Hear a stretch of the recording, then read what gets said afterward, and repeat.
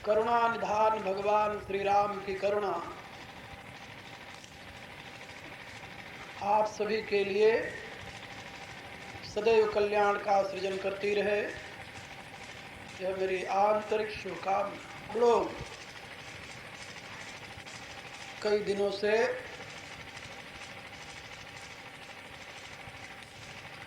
गीता के 6ठे अध्याय आत्म संयम योग के प्रारंभिक 3 श्लोकों की व्याख्या सुनी है। 3 नहीं 2.5, अभी उसमें से आधा श्लोक बाकी है। और उसमें आप लोगों को ये बात समझाई गई है कि व्यक्ति के जीवन का संबंध इस विराट से, उसमें जो कुछ भी क्रिया, जो कुछ भी भाव, जो कुछ भी विचार प्रवाहित होते हैं, उसका प्रभाव केवल उसके व्यक्तिगत जीवन तक ही नहीं रहता, उससे पूरा एटमॉस्फेयर प्रभावित होता है। इसलिए ये मानना कि व्यक्ति का ये पर्सनल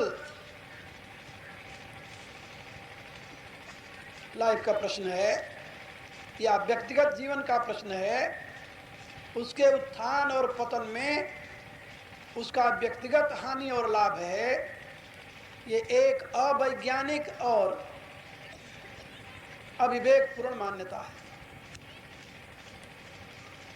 वैदिक विज्ञान में व्यक्ति विराट का अंश और व्यक्ति विराट का अंग माना गया है। अंश भी है, अंग भी है, अंश अंशी भाव भी है और अंग अंगी भाव भी है।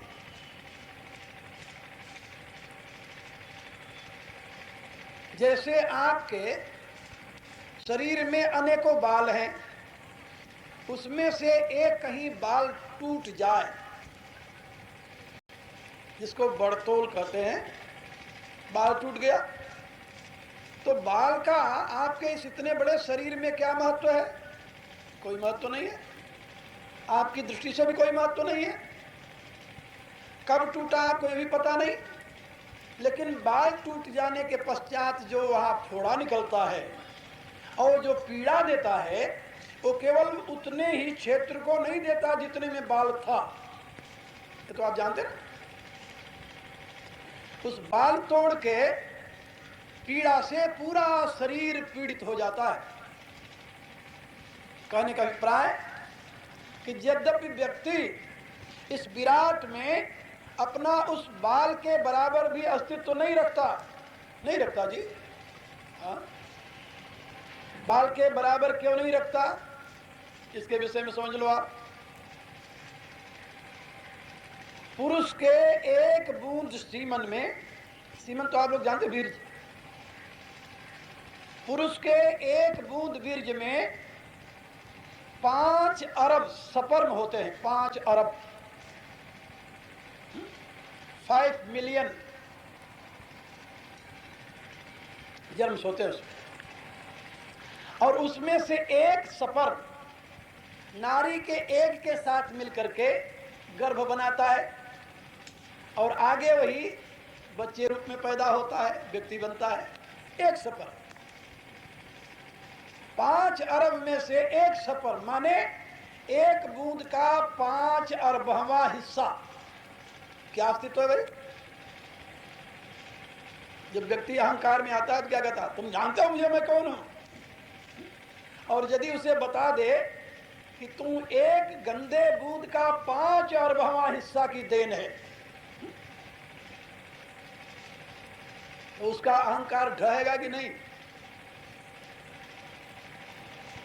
तो ये जो व्यक्ति का व्यक्तित्व है,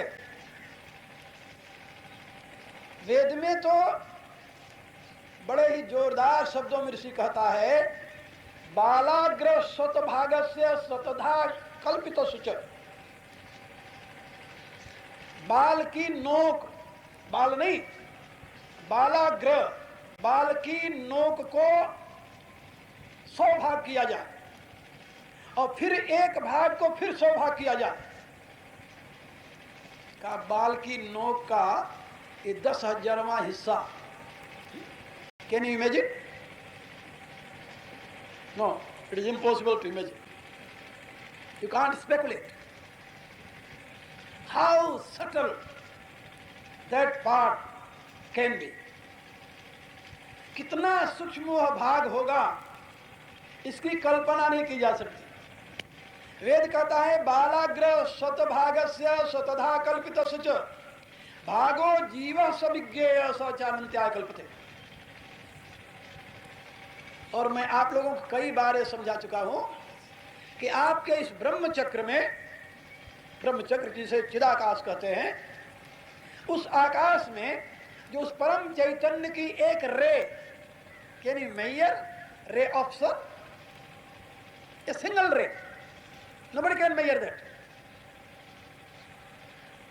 And your individuation is the result of that, a single ray of supreme consciousness. कितना सूक्ष्म होगा आप स्वयं समझ सकते हैं। लेकिन वेद साथ साथ ये भी कहता है कि शौचानंत्याय कल्पते। उस छोटी सी रे में इतनी सामर्थ्य है कि वो अपने आप को अनंत बना सकता है। अनंत, शौचानंत्याय कल्पते।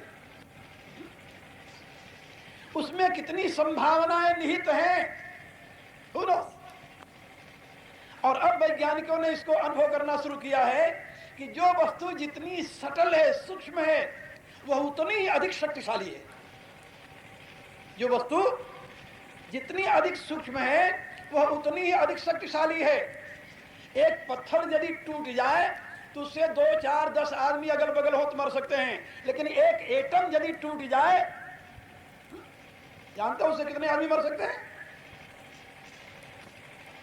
इसलिए मैं आप लोगों को बता रहा था कि व्यक्ति के अपने अस्तित्व, व्यक्तित्व, कर्तृत्व का यद्यपि इस विराट में बहुत ही सूक्ष्म स्थान है, लेकिन उसके उस अस्तित्व से, व्यक्तित्व से, कर्तृत्व से वह पूरा विराट प्रभावित होता है, क्योंकि उसमें साचानंत्याय कल्पते, उसमें अनंत होने की क्षमता निहित है। इसलिए आपका जीवन यदि पवित्र होता है तो आपकी वाइब्रेशन से, आपके शरीर से निकलने वाले वेद से, और वह वेद की गति जहां तक जाती है, कहां तक जाती है, Who can measure it? कौन उसको माप सकता है कि आपके शरीर से निकलने वाली वेव्स कितनी दूर तक जाती है, कितना प्रभाव डालती है वो? तो आपके शरीर से निकलने वाली उस तरंग से वह पूरा वातावरण प्रभावित होता है। यदि अच्छी तरंगें निकल रही हैं तो आपके उस वातावरण के अंदर रहने वाले कीड़े मकोड़े तक, सूक्ष्माति सूक्ष्म जीव तक उत्थान की दिशा में आगे बढ़ जाते हैं। और यदि उससे बुरी तरंगें निकल रही हैं तो उस दूषित वातावरण से सभी प्रभावित होकर के पतन की दिशा में जाते हैं। आपके ऊपर जिम्मेदारी है कि आप अपने सहित अन्य जीवों के उत्थान में सहायक बने, हेतु बने, अपने सहित अन्य जीवन के पतन में हेतु न बने। याद रखें। इसलिए भगवान ने गीता के 6ठे अध्याय में जो आत्म संयम की सीख दी है, वह केवल व्यष्टि के उत्थान की दृष्टि से नहीं बल्कि समष्टि के कल्याण की दृष्टि से दी। व्यष्टि का उत्थान तो होगा, और उन्होंने समझाया आर वृक्षो हो मुनेर योगम, जो मननशील विद्वान व्यक्ति है वह जब उत्थान की अभिप्सा रखता है, ऊंचे उठने की आकांक्षा रखता है, तो उसके लिए कर्म कारणम उच्यते, उसके लिए कर्म ही कारण बताया गया है।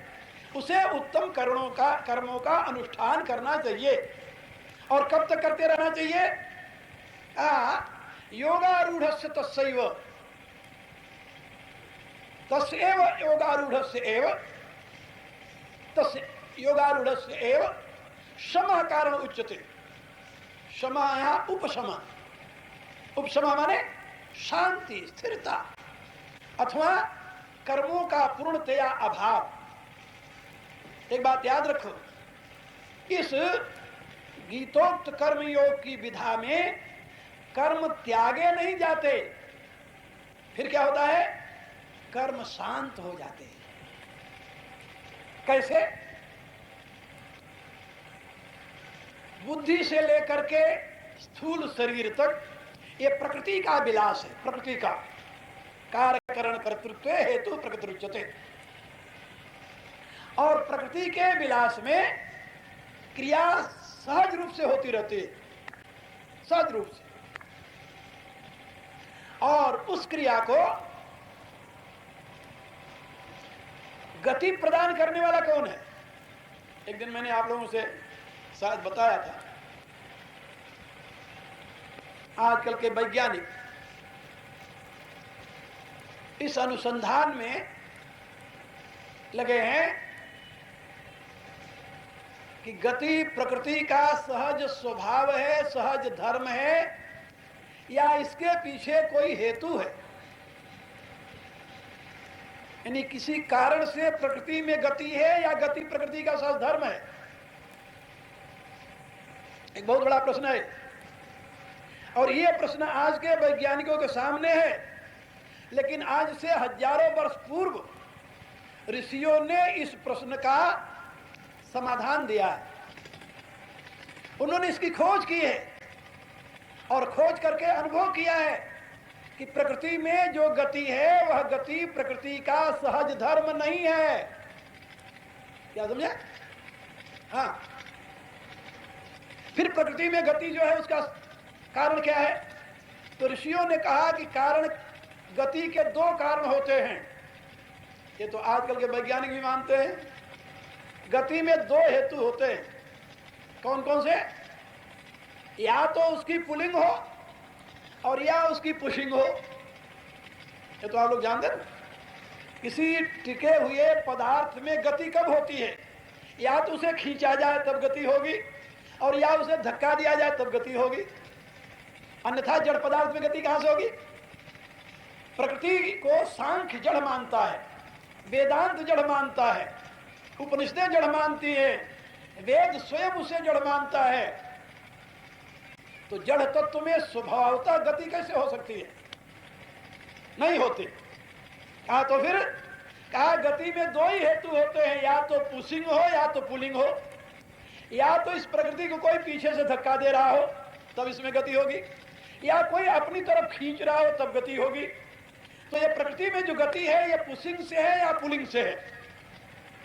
ये प्रश्न आज से हजारों वर्ष पूर्व ऋषियों के सामने आया, और ऋषियों ने इसका अनुसंधान किया और अनुसंधान करके ये घोषणा की कि प्रकृति में जो गति है ये पुशिंग से नहीं है, पुलिंग से है।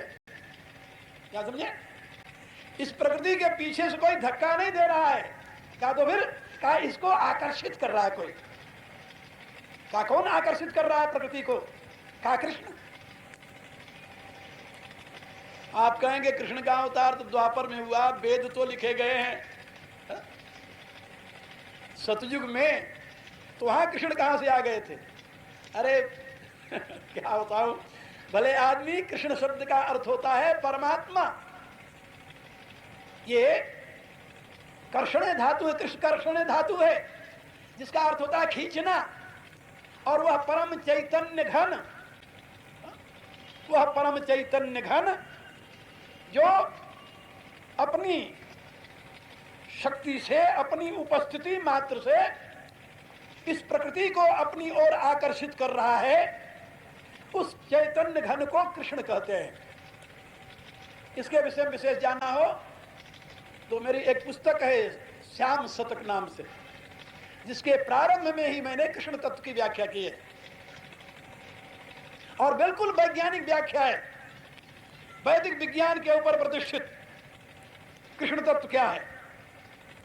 और आप अपने तरफ ही देख लें कि आपके शरीर का जो स्वरूप दिखाई दे रहा है ये क्या है? क्या ये परमाणुओं का संघात है? परमाणु क्या है? वही इलेक्ट्रॉन प्रोटॉन न्यूट्रॉन का परिणाम। ये इलेक्ट्रॉन प्रोटॉन न्यूट्रॉन को ने कहा वही एनर्जी का परिणाम।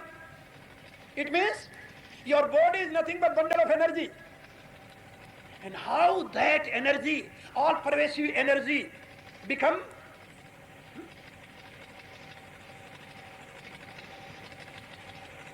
ये लिमिटेड बॉडी। वह जो एनर्जी सर्वव्यापी है, जो स्पेस में भरी हुई है, वह एनर्जी परमाणुओं के रूप में परिणित होकर के और आपके शरीर की आकृति में कैसे परिणित हो गई? It is a great wonder. इसका अनुसंधान करो। और इसका अनुसंधान करते हुए तत्ववेत्ता ऋषियों ने कहा, क्या कहा? कहा ये संघात जो है, इस संघात का मूल हेतु है वह चिदांश, जो यहां पर आपके ब्रह्म चक्र में विराजित है। उस चिदांश के आकर्षण से प्रकृति में गति होती है। और प्रकृति में गति कैसी होती है जानते हो? सीधी नहीं होती, ना ना ना ना। प्रकृति कभी सीधी रेखा में गति नहीं करती। किसी भी वैज्ञानिक से पूछ लीजिए, प्रकृति में जब भी गति होती है वो वर्तुलाकार होती है, इस ढंग से चक्राकार होती है। इसी को तो सृष्टि चक्र कहते हैं, नहीं तो सृष्टि को लाइन न कह देते। प्रकृति में जहां भी गति है, ये जो वेव्स चलती है ये भी वर्तुलाकार चलती है। ये सूर्य से जो वेव जा रही है वो भी वर्तुलाकार में आ रही, सीधी नहीं आ रही। तो आपके शरीर में बैठा हुआ वो चिदांश, जिसकी अभी मैं व्याख्या कर रहा था कि वो एक बाल के 10,000वें भाग के समान सूक्ष्म है। कितना छोटा है, जिसके लिए अणोरणीयाम महतो महीयान, ऐसा वेद कहता है। उस चिदांश के आकर्षण से ही ये आपका संघात टिका हुआ है। और जिस दिन वो चिदांश से यहां से गायब हुआ, उस दिन ये सारे परमाणु एक एक करके बिखर जाएंगे। फिर इनका ये संघात नहीं दिखाई देगा। और चिदांश के निकलने के कितने देर बाद बिखरेंगे, वो तो तुरंत बिखरना शुरू हो जाते हैं। आकर्षण शक्ति गई और उनका अंग ढीलापन हुआ, ढीलापन आया, वहां बिखरना शुरू हुआ। और थोड़े समय बाद वो सब नष्ट हो जाएंगे, आपको वहां पर कुछ नहीं मिलेगा। तो आप समझे? इसलिए हमारे यहां वैदिक विज्ञान का एक कथन है, यथा पिंडे तथा ब्रह्मांडे। जो लॉ, जो कानून, जो नियम इस पिंड पर लागू है, वही नियम, वही लॉ, वही कानून उस ब्रह्मांड पर लागू है। ये तो आप जानते हैं ना। That cosmic body is the root of your individual body. ये वैदिक विज्ञान है। ततो विराट जायत विराजो अधिपुरुष सजातो अतरिस्त तपस्या धूमथो पुरः। उस अनंत से विराट का आविर्भाव हुआ और उस विराट से इस व्यष्टि का आविर्भाव हुआ है। ये व्यष्टि जो है ये विराट का अंग है, और विराट जो है वो ब्रह्म की अभिव्यक्ति है, पर ब्रह्म की अभिव्यक्ति। इसलिए मैं आप लोगों से निवेदन कर रहा था कि आपके शरीर में जो चिदांश है, उसके आकर्षण से ही ये सारे परमाणु आपके शरीर रूप में परिणित हैं। और जहां वो आकर्षक तत्व इससे अलग हुआ, तहां ये बिखर जाएंगे। हाँ, आपके शरीर से तो आकर्षक तत्व लुप्त तो हो सकता है, से भी वो आकर्षक तत्व लुप्त हो जाता है? बोले नहीं, असंभव, असंभव। क्या प्रकृति से भी वो आकर्षक तत्व लुप्त हो जाता है? बोले असंभव। क्योंकि वह प्रकृति तो उस आकर्षक तत्व के आश्रित ही सदैव रहा करती। और इसी बात की व्याख्या भगवान ने गीता के 9वें अध्याय में की। मया दक्षेण प्रकृति सूयते सचराचरम हेतुनानेन कौन्तेय जगत भी परिवर्तिते। मम योनिर्महद् ब्रह्मा तस्मिन् गर्भं दधाम्यहम् संभवः सर्वभूतानां ततो भवति भारत। मेरे कहने का अभिप्राय कि प्रकृति वह परमेश्वर की शक्ति है, वह उससे कभी भी अलग नहीं होती और न तो परमेश्वर कभी प्रकृति से अलग होता है। और इसी रहस्य का उद्घाटन करते हुए प्रकृति स्वरूपा, जिसके लिए उपनिषद में गोपाल तापनी में परा प्रकृति कहा गया है, वह प्रकृति स्वरूपा श्री राधा कृष्ण से अभिन्न बताई जाती है। उसका एक कारण है, वह आह्लादनी शक्ति परमात्मा की त्रिविध शक्तियां हैं। एक संधिनी शक्ति, एक संवित शक्ति, एक आह्लादनी शक्ति।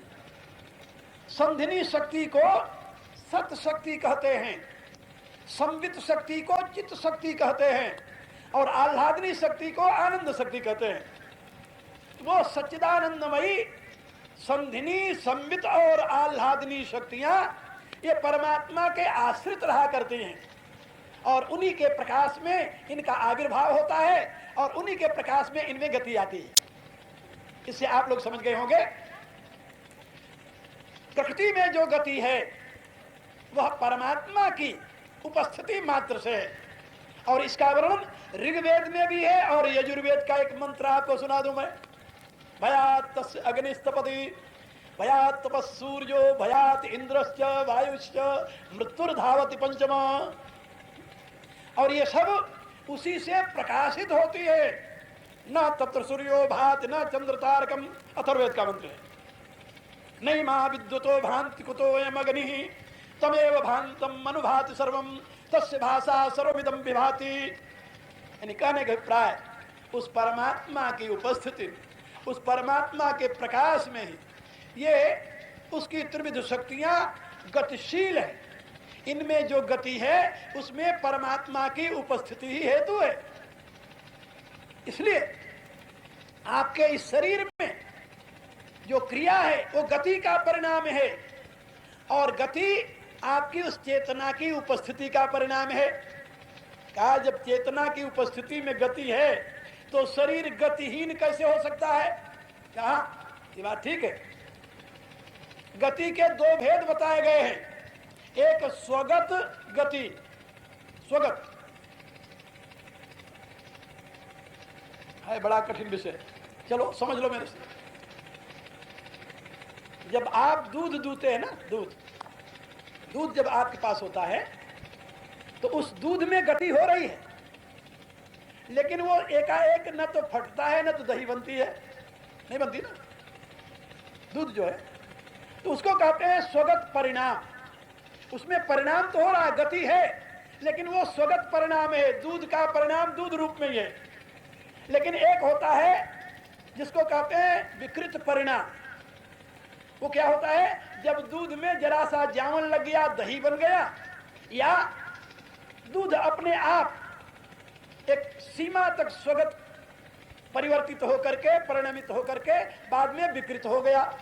कोई भी दूध को यदि संस्कृत न किया जाए तो विकृत अपने आप हो जाएगा। उसकी विकृति के लिए आपको कुछ करने की जरूरत नहीं है, लेकिन उस दूध को संस्कृत करने के लिए जरूरत है।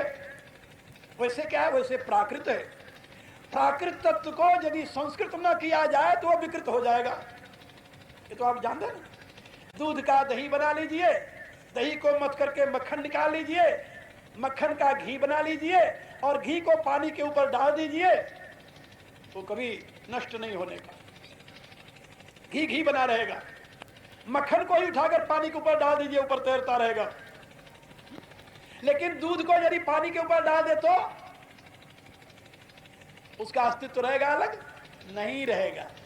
और वो जो दूध में मक्खन है वो कहां जाएगा? उसी पानी के साथ समस्वर हो जाएगा। यही स्थिति है हर एक प्राकृतिक तत्व की। तो मैं आप लोगों से निवेदन कर रहा था कि आपका जीवन जो है वह एक प्रकार से प्राकृत है, प्राकृत। और इस प्राकृतिक जीवन को आपको संस्कृत करना है। संस्कृत कैसे करेंगे? संस्कार से। संस्कारात् जायते संस्कृति। आजकल संस्कृति माने होता नाचना, गाना है? अनेक प्रकार के हुड़दंग करना, हाँ, उसको कल्चर नाम देते हैं ये बुद्धिमान लोग। उनको पता नहीं है कि कल्चर शब्द जो अंग्रेजी में है वो भी कल्टीवेशन के अर्थ में प्रयुक्त होता है। Cultivation of mind, heart and intellect is called culture. If you want to be cultured person, you must try to cultivate your own self first. And how? You should try to cultivate your mind. And what is the purpose of cultivation? You know, you can see process of agriculture. What agriculture is? First is cultivation.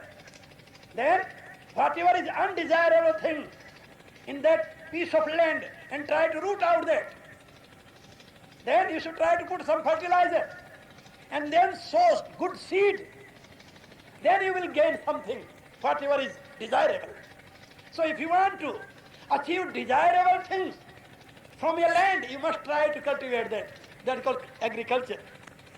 In the same way, there is a human culture.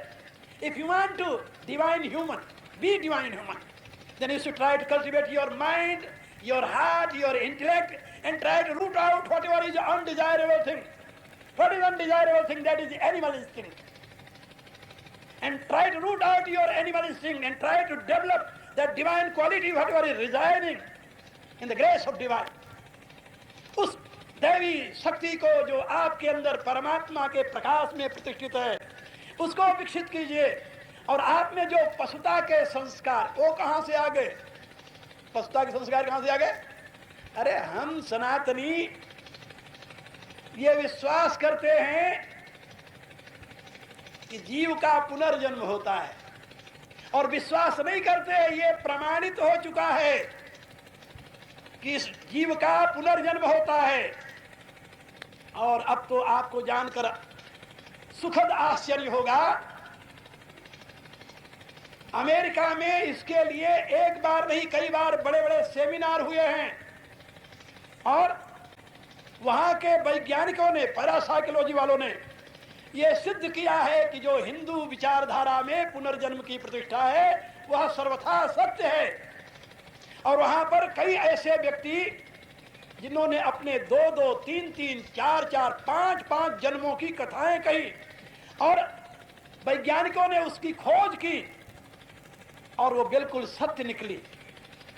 उन evidence को इतिहासकारों ने टटोला, ढूंढा और उनको प्रमाणित किया कि ये जो कह रहे हैं उस समय में ऐसा हुआ था। Nowadays, more than 60% Americans are believing reincarnation of soul. और हम तो अनादिकाल से विश्वास करते आ रहे हैं इस आत्मा का पुनर्जन्म होता है, और पुनर्जन्म होने के लिए उसे अनेक योनियों से होकर गुजरना पड़ता है। और जिन योनियों में वो होकर गुजरता है वो सारी योनियां जो हैं वे पाश्विक योनियां हैं, क्योंकि मनुष्य योनि तो एक ही है ना। और बाकी तुम्हारे शास्त्रकारों ने कहा स्थावर विस्थेर लक्ष्यम जलजम च नवलक्षकम कृमश्च रुद्रलक्षम च दशलक्षम च पक्षिणाम त्रिशलक्षम पशुनाम च चतुर्लक्षम च वानरा ततो मनुष्यता प्राप्य तथा कर्माणि साधते। इसका अभिप्राय 84 लाख योनियों में घूमता हुआ आकर 4,84,000 योनि भ्रमत यह जीव अविनाशी। 84 लाख योनियों में होता हुआ फिर उसे मनुष्य शरीर मिला है। तो क्या आप समझते हैं कि उस जीव के चित्त में उन 84 लाख योनियों का कोई इंपैक्ट, कोई प्रभाव, कोई संस्कार नहीं पड़ा है? पड़ा है। उन संस्कारों से वो युक्त है और मनुष्य शरीर मिला, उसमें बुद्धि का प्रकाश हुआ। बुद्धि समस्त दैवी गुणों का कोष है, इसीलिए बुद्धि का एक नाम है अदिति।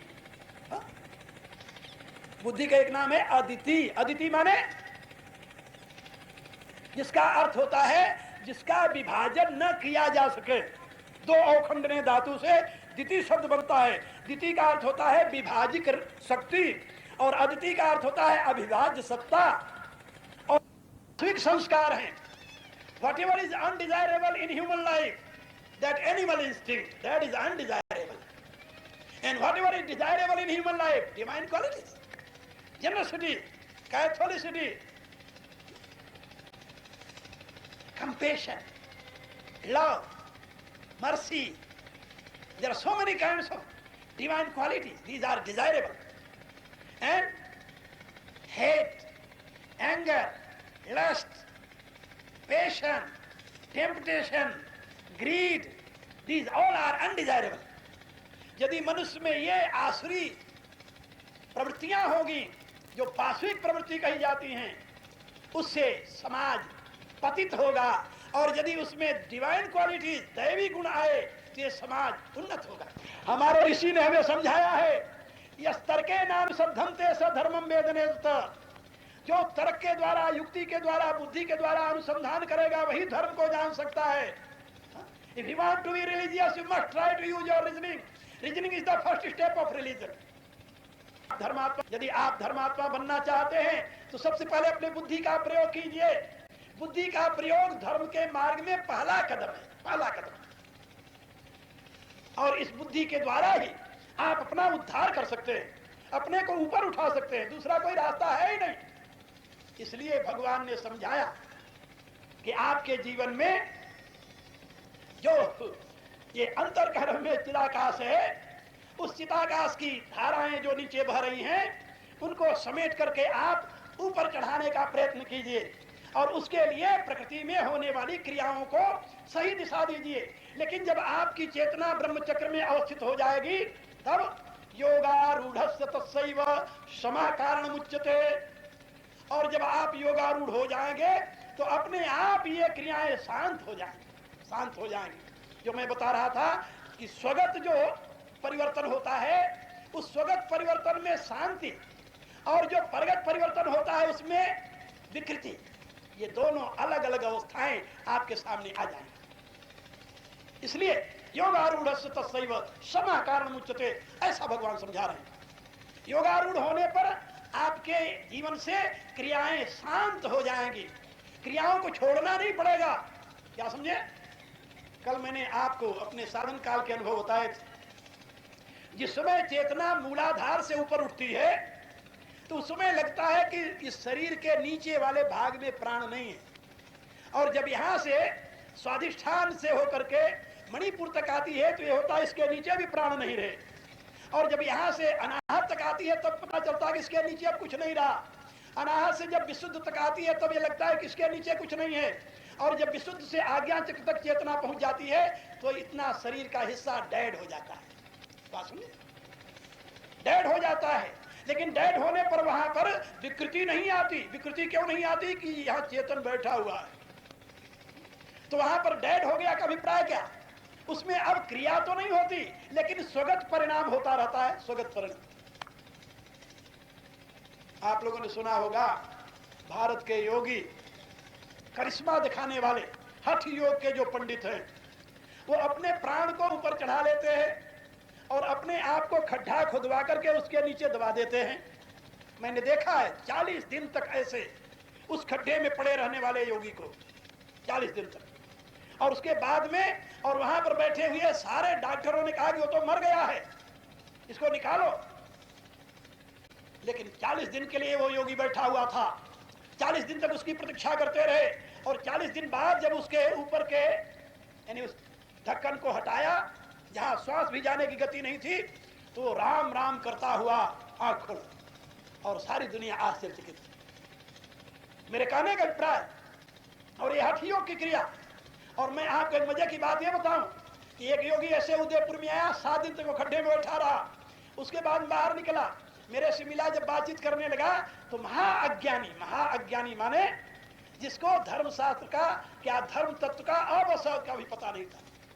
लेकिन हठ योगी था, प्राण के रोकने की क्रिया जानता था, उसके गुरु ने सिखाया था उसे। और मेरे पास आया करता था और कहा करता था कि स्वामी जी हमें कोई सही मार्ग बताओ, हम तो तमाशे में ही रह गए हैं। वो अपने आप को तमाशा बताता था। तो मैं आपको ये बता रहा था कि ये जो स्थिति है, ये स्थिति अपने आप में बड़ी अद्भुत है। जब आपकी चेतना ऊर्ध्व गति को प्राप्त हो जाएगी, धीरे धीरे आगे बढ़ने लगेगी, तो शरीर का ये निचला भाग जो है ये शून्य होता जाएगा। लेकिन शून्य होने पर भी वहां पर स्वगत गति होती रहेगी, वो विकृत नहीं होगा। 6-6 महीने तक योगी लोग बैठे रहते हैं, लेकिन उनके शरीर में कोई विकृति नहीं आती। 6 महीने की बात तो छोड़िए, आप एक और आश्चर्य की घटना सुनिए। आप लोगों ने नाम सुना होगा संत ज्ञानेश्वर का। संत ज्ञानेश्वर ने 19 साल की अवस्था में जीवित समाधि ली। अपने आप एक गुफा बनवाए और उसके नीचे बैठ गए और वहां बैठे रहे। संत ज्ञानेश्वर के उस समाधि लेने के 200 वर्ष बाद, मोर देन 200, उसी जगह एक संत हुए जिनका नाम था नामदेव। नाम सुना होगा आप लोगों ने, उनके नाम पर यहां भवन भी बना हुआ है, नामदेव भवन। नामदेव हुए और वो संत अपने संत ज्ञानेश्वर को अपना शिष्य मानते थे। वो नहीं, अपने को संत ज्ञानेश्वर का शिष्य मानते थे और उन्हीं से उनको प्रेरणा मिली थी। और एक दिन नामदेव ने अपनी ध्यानावस्था में देखा कि ज्ञानेश्वर भगवान प्रकट हुए और उन्होंने निर्देश दिया कि भाई देखो, मेरे बगल में, जहां मैं इस समय ध्यानस्थ हूं, मेरे बगल में एक पीपल का पौधा उग रहा है और वो पौधा यदि बड़ा हो गया तो हमें वो व्यवधान उत्पन्न करेगा, इसलिए तुम मेरी समाधि को खोल करके उस पौधे को निकाल करके बाहर कर दो।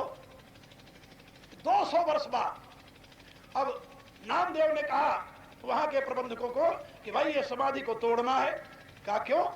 कहा वहां नीचे पौधा एक पीपल का जम गया है, उसको निकालना है, नहीं तो हमारे प्रभु को वहां तकलीफ हो जाएगी। लोगों ने कहा मूर्ख आदमी है, पागल हो गया है।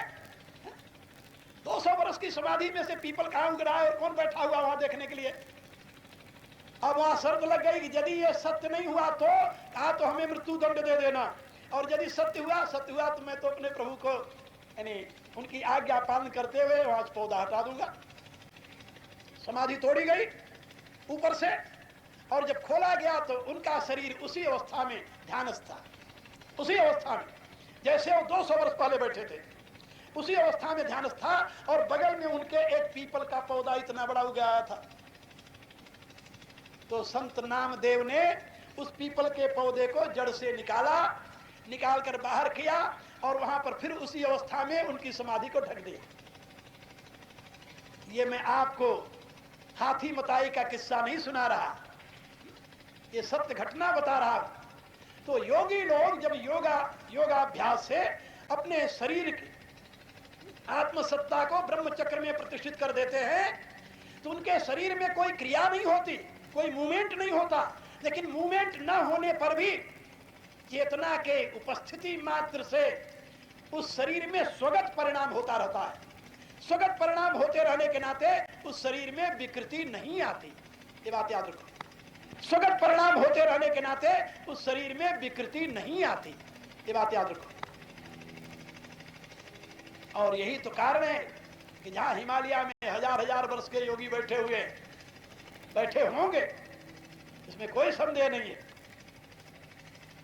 भगवान कहते हैं योगारूढ़स्य तत्सैव शमः कारण मुच्यते, ये उपशमन क्रियाओं की शांति अपने आप हो जाती है। तुमसे कोई कहेगा नहीं कर्म छोड़ दो, अपने आप कर्म अपने आप शांत हो जाएंगे। योगारूढ़स्य तत्सैव शमः कारण मुच्यते। और उस सम का लक्षण क्या है? दूसरा लक्षण बता रहे भगवान, यदा ही इंद्रियार्थेषु न कर्मसु अनुसज्जते सर्वसंकल्प सन्यासी योगारूढ़स्तदोच्यते। अब ये रहस्यमयी बात और समझिए। यदा ही माने निश्चय ही जब इंद्रियार्थेषु, इंद्रियां हैं, जैसे एक दिन और मैंने संकेत किया था कि आप वैष्णवी मुद्रा जो है, वैष्णवी मुद्रा, हमारे यहां ध्यान की 2 मुद्राएं हैं, शांभवी मुद्रा और वैष्णवी मुद्रा। शांभवी मुद्रा में नासिका अग्र भाग पर दृष्टि रखते हुए आंख को आधा खुला रखा जाता है, आधा खुला, वो शांभवी मुद्रा है। और वैष्णवी मुद्रा में दोनों आंखें पूरी खुली रहती हैं ऐसे। लेकिन आपको आश्चर्य होगा कि दोनों आंखें खुली रहती हैं लेकिन आंखें बाहर की जगत को देखती नहीं। कान खुले रहते हैं लेकिन बाहर के शब्द सुनते नहीं। इंद्रियां खुली रहती हैं लेकिन ये बाहर के विषयों का स्पर्श नहीं करती। बात समझे? ये कब नहीं करती? जब चेतना ब्रह्म चक्र में अवस्थित हो जाती है तब। वैष्णवी मुद्रा में आंखें खुली रहती हैं, बिल्कुल ऐसे झपकती नहीं, ना घंटों खुली रहती है। आप तो 1 मिनट यदि ऐसे करके बैठे त्राटक लगा करके तो 10 बार पलक आए होगी, ध्यान दें। और वैष्णवी मुद्रा के अभ्यासी जो हैं योगी, वो आंखें खोलकर बैठे रहते हैं ऐसे, और घंटों ऐसे रहती है, आंख झपकती नहीं। ये वैष्णवी मुद्रा है, क्योंकि बाहर से आंख खुली है लेकिन देखने वाली दृष्टि जो है वहां कंट्रोल हो रही, अंदर से कंट्रोल हो रहा है उसका। ये तो आप लोग जानते हो ना कि पिट्यूटरी ग्लैंड के पास से एक नर्व चलती है, जानते होंगे आप लोग, डॉक्टर तो से जानते होंगे। और वो नर्व आती है आगे जाकर के, 2 बाइफर्केशन हो जाते हैं उसमें। तो सीधी नर्व जो है दाहिने आंख में आती है, और उसकी एक ब्रांच जो है वो बाएं आंख में चली जाती है, और उन नाड़ियों के नाते बाहर दृष्टि देखती है। ये गोलक नहीं देखता, देखने वाली वो शक्ति है जो पीछे से आती है। आपकी आंखें बिल्कुल सही सबूत हों, लेकिन वो नर्व यदि मर जाए तो आप देख नहीं सकते। आंखें तो बड़ी अच्छी है भाई, लेकिन देखने वाली दृष्टि खत्म हो जाती है, बात समझे। और एक नर्व खत्म हो जाए तो दूसरी काम चल जाए, यदि मूल में खत्म हो गए दोनों समाप्त हो जाती है। तो योगी जो है वो जहां से देखने की क्रिया हो रही है वहां से उसे कंट्रोल कर लेता है। जब वहां से कंट्रोल कर लिया तो दोनों आंखें खुली रहे, वहां कोई अंतर नहीं पड़ता। तो यदा ही इंद्रियार्थेषु, इंद्रियों के अर्थ में इंद्रियां लगती नहीं, और न कर्मसु अनुसज्जते, अनुसज्जते, अनुसज्जते माने उसके ग्रहण करने में प्रवृत्त न होना। तो यदा ही न इंद्रियार्थेषु न कर्मसु अनुसज्जते। अच्छा, ये इंद्रियों के अर्थ में इंद्रियां कब लगती है और कर्मों में प्रवृत्ति कब होती है जानते हो? संकल्प से। महाभारत में आया है, ऋषि कहता है, मंकी ऋषि, काम जानामि ते मूलम, अनुसंधान करता हुआ ऋषि, काम का मूल स्रोत क्या है वो पहुंच गया। काम का एक नाम है मनसिज, दूसरा नाम है मनोज। मनोज माने मन से उत्पन्न हुआ, मनसिज माने मन से उत्पन्न हुआ। तो काम की जड़ क्या है? बोले मन। और मन किसे कहते हैं? संकल्प विकल्प को, संकल्पात्मकम मनः। अब ये संकल्प जो है यही मन का नाम है, चेतना में उदय होने वाला संकल्प मन कहा जाता है। मन कोई वस्तु नहीं है ठोस जिसको पकड़ कर तुम रौ दोगे। लोग कहते हैं मेरा मन मुझे बड़े परेशान कर रहा है। मन क्या है? Movement of your thought. And thought क्या है? Movement of your ego. आपके अहम की गति जो है उसी को विचार कहते हैं, और विचारों की श्रृंखला को मन कहते हैं। क्या समझे? क्योंकि जब घोर निद्रा में आप चले जाते हैं तो उसमें आपका अहम होता है, बोले नहीं होता। तो मन होता है वहां पर, बोले वो भी नहीं होता। थॉट होता है वहां पर, बोले वो भी नहीं होता। घोर निद्रा में इन सब का अस्तित्व नहीं रहता। क्यों नहीं रहता? कि ईगो जो है, आई एमनेस जो है, वो अपने कारण में जाकर के विलीन हो जाता है। कारण में विलीन होने के नाते कुछ लोग ऐसा मानते हैं घोर निद्रा में बुद्धि विलीन हो जाती है, लेकिन ये अबोधता का परिणाम है। बुद्धि विलीन नहीं होती, कि बुद्धि विलीन होती है अपने कारण में। बुद्धि का कारण है अव्यक्त प्रकृति। क्या समझे? बुद्धि का कारण कौन है? का महान आत्मा। महान आत्मा माने कॉस्मिक इंटेलेक्ट, और कॉस्मिक इंटेलेक्ट का मूल कारण क्या है? का शांत आत्मा। बहुत सुंदर सीख है कठोपनिषद में। योगी के लिए आप लोग योगाभ्यास करना चाहते हैं, इसलिए मैं आपको इस रहस्य को समझा रहा हूं। उसमें यमराज समझा रहे हैं नचिकेता को, यच्छेद वाक मनसी प्राज्ञ का, पहले साधक को प्राज्ञ होना चाहिए। प्राज्ञ, प्राज्ञ माने प्रज्ञावान। यदि आपकी बुद्धि विशुद्ध नहीं है तो आप साधना में नहीं लग सकते। 100 बात की एक बात। और आहार विहार शुद्ध नहीं है तो बुद्धि शुद्ध हो ही नहीं सकती, क्योंकि वेद की घोषणा है आहार शुद्ध हो सत्व शुद्धि। और आहार माने आहर्यते इति आहार। जो कान से सुनते हैं वो आहार है, जो आंख से देखते हैं वो आहार है, जो जिह्वा से ग्रहण कर टेस्ट करते हो आहार है, जो नाक से सूंघते हो भी आहार। ये नहीं कि जो खाते वही आहार है। इंद्रियों के विषयों को ग्रहण करना ये आहार है, आहर्यते इति आहार। और यदि ये सारे आहार आपके शुद्ध हो जाएंगे तो आपकी बुद्धि शुद्ध हो जाएगी। आहार शुद्धो सत्व शुद्धि, आहार शुद्धि में ही आपकी बुद्धि की शुद्धि है। और सत्व शुद्धि हो जाए तो सत्व शुद्धो ध्रुवा स्मृति, और फिर आपकी निश्चल स्मृति। सारी गीता सुनने के पश्चात अर्जुन ने क्या कहा? क्या कहा? तो भाई नष्टो मोह, मिला क्या तुम्हें? स्मृति लब्धा, हमें स्मृति प्राप्त हो गई। यदि जीव को अपने यथार्थ स्वरूप की स्मृति हो जाए तो और इसे क्या चाहिए? और कुछ नहीं चाहिए। यही इसका प्राप्तव्य है और इसी के लिए प्रयत्न करना इसका कर्तव्य है। तो मैं आप लोगों को बता रहा था कि आहार शुद्धि से आपकी बुद्धि शुद्ध होगी। विशुद्ध शुद्धि के प्रकाश, बुद्धि के प्रकाश में ही आप साधना में लगेंगे।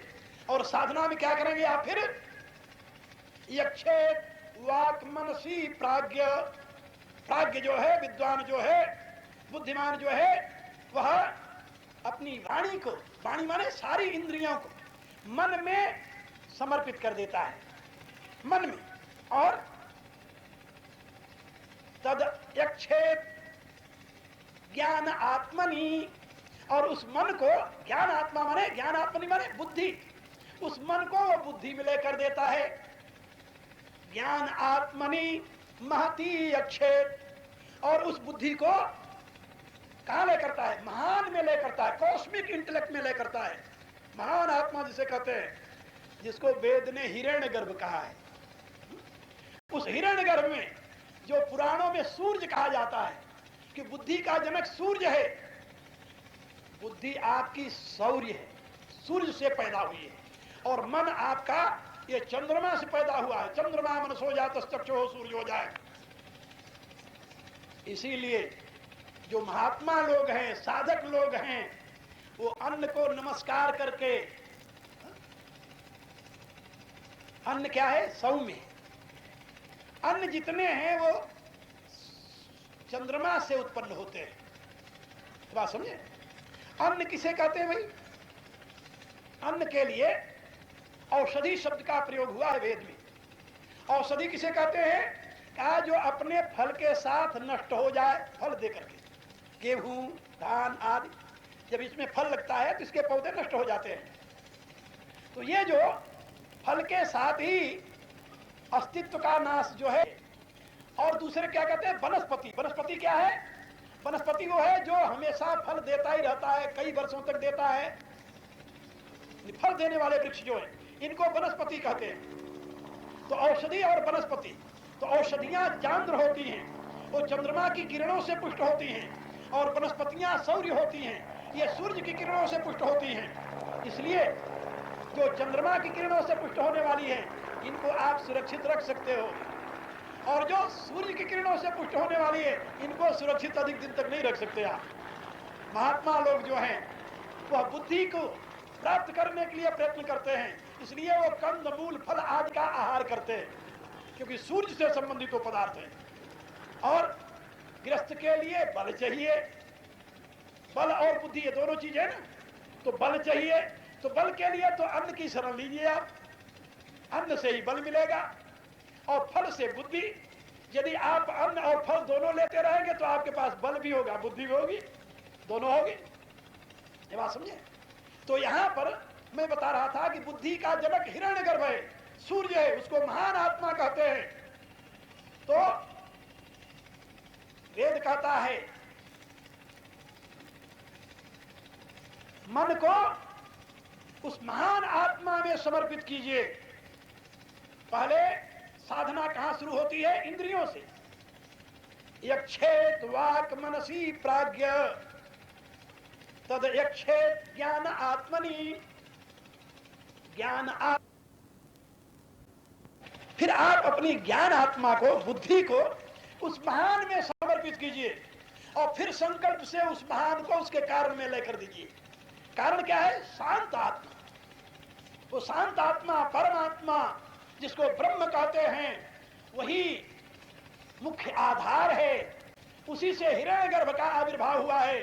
हिरण्यगर्भ संवर्तताग्रे भूतस्य जाता पतिरेक आसीत् सदाधार पृथ्वी द्यामुतस्तु कस्मै देवाय हविषा विधेम। वो हिरण्यगर्भ उस शांत आत्मा की अभिव्यक्ति है, उसको महान आत्मा कहते हैं। और महान आत्मा की अभिव्यक्ति है ज्ञान आत्मा, माने बुद्धि। और बुद्धि का कार्य है आपका मन, और मन की कार्य है आगे इंद्रियां। तो इंद्रियों को मन में, मन को बुद्धि में, बुद्धि को हिरण्यगर्भ में, हिरण्यगर्भ को परमात्मा में समर्पित करके आप शांत होकर बैठ जाइए। और इसी बात को गीता में भगवान समझा रहे हैं,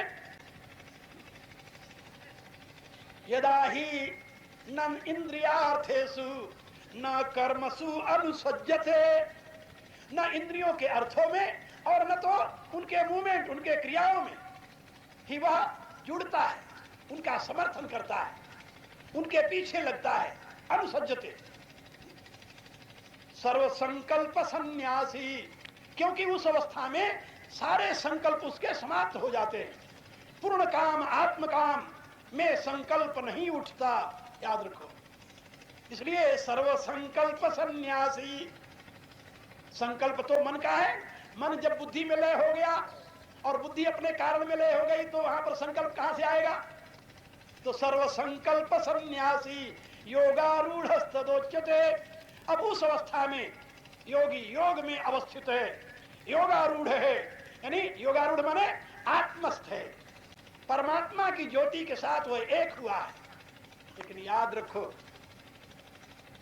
शास्त्रकारों ने जो ये व्याख्या दी है उसमें बताया कि योगी की दो अवस्थाएं होती हैं, एक व्युत्थान की अवस्था और दूसरी समाधि की अवस्था। यो योगारूढ़स्तदोच्यते, यह समाधि की अवस्था है, ये हमेशा नहीं रहती। प्रारब्ध वसात उस योगी को उस अवस्था से नीचे आना ही पड़ता है, आना ही पड़ता है, हा? नहीं तो उसी में न पड़ा रहे हमेशा। जब प्रारब्ध वसात उसको नीचे आना पड़ता है तो व्युत्थान की अवस्था होती है। और व्युत्थान की अवस्था में योगी की सारी क्रियाएं कैसी होती है? का उस अवस्था में उसकी सारी क्रियाएं संकल्पहीन होती हैं, संकल्पहीन।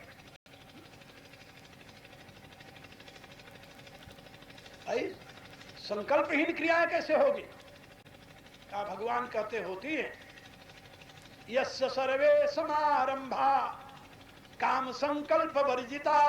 सर्वे समारंभा, वो आरंभ तो करता है, क्रियाएं होती हैं उससे। ये समारंभ माने कर्म, क्रियाएं उससे होती हैं योगी से, लेकिन वो काम संकल्प वर्जिता, कामना से युक्त संकल्पों से रहित होती हैं। फिर क्रियाओं का आधार क्या होता है? भावना। भावना के प्रकाश में क्रियाएं होती है, जिसके लिए भगवान ने गीता के 3 अध्याय में बताया, परस्परम भावयन्तः श्रेयः परम वाप्स्यथ। वो भावना के प्रकाश में कर्म हो रहा है, कामना के प्रकाश में कर्म नहीं हो रहा है। वहां कामना से उत्पन्न होने वाले सारे संकल्प समाप्त हो गए व्युत्थान की स्थिति में। और समाधि की स्थिति में वहां तो किसी भी प्रकार का संकल्प नहीं है, न तो कामना जन्य संकल्प है न भावना जन्य संकल्प है, दोनों प्रकार के संकल्प नहीं वहां पर। इसलिए भगवान कहते हैं सर्व संकल्प सन्यासी। सर्व संकल्प माने न भावना जन्य संकल्प है न कामना जन्य संकल्प, दोनों प्रकार के संकल्प नहीं वहां पर। और वहां पर क्या कहा है? वहां पर काम संकल्प वर्जिता, कामना जन्य संकल्प से रहित है वो। तो व्युत्थान की अवस्था में कामना जन्य संकल्प से मुक्त होता है, भावना जन्य संकल्प होता है, लोक कल्याण का संकल्प होता है। बात समझे? यदि लोक कल्याण का संकल्प न होता तो महर्षि पतंजलि अपने योग की निर्वीज अवस्था में पहुंच करके भी योग दर्शन की रचना न करते। वो तत्ववेत्ता ऋषि उच्चतम अवस्था में पहुंच करके भी उपनिषद की व्याख्या न करते। आज हमारे पास जो शास्त्र हैं, यदि उनकी भावना युक्त संकल्प में क्रिया न होती तो आज हमें कोई शास्त्र नाम की उपलब्धि न होती। वो ऋषि जो समाधि अवस्था में बैठे हुए थे, यदि उनके भावना युक्त संकल्प न होता, सत्संकल्प न होता, तो ये वेद शास्त्र हमें आज उपलब्ध न होते। मेरे कहने का अभिप्राय कि योगी जब व्युत्थान की अवस्था में होता है तो वह भावना युक्त संकल्प करता है, लेकिन जब समाधि की अवस्था में होता है तो दोनों प्रकार के संकल्पों से मुक्त होता है। व्युत्थान की अवस्था में काम संकल्प वर्जिता और समाधि की अवस्था में सर्व संकल्प सन्यासी। ये दो अवस्थाएं हैं इन दोनों अवस्थाओं का वर्णन भगवान ने गीता के दूसरे अध्याय में भी किया है।